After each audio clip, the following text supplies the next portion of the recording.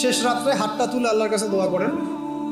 দোয়ার আগে খালি একবার বলবেন, আগে আল্লাহর প্রশংসা করবেন, বলবেন আলহামদুলিল্লাহ, তারপরে বলবেন আল্লাহুম্মা সাল্লি আলা মুহাম্মাদ, মানে প্রথমে আল্লাহর প্রশংসা, তারপরে রাসূল সাল্লাল্লাহু আলাইহি ওয়াসাল্লামের প্রতি দরুদ, তারপরে বলবেন রব্বিক ফিরলি, আল্লাহ আমাকে মাফ করো। এরপরে আপনি আপনার দোয়া করবেন। যত দোয়া আছে, আধা ঘন্টা লাগুক, 1 ঘন্টা লাগুক, দোয়া করতেই থাকবেন, করতেই থাকবেন, করতেই থাকবেন।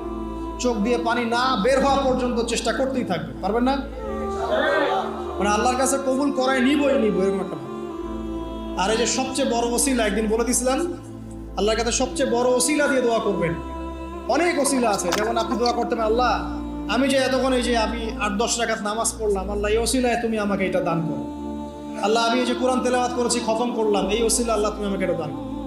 আল্লাহ আমি গতকালকে এই যে 1000 টাকা সদকা করেছি, এই ওসিলা আল্লাহ পাক তুমি আমার বিপদ দূর করে দাও। এটা ভালো কাজ হচ্ছে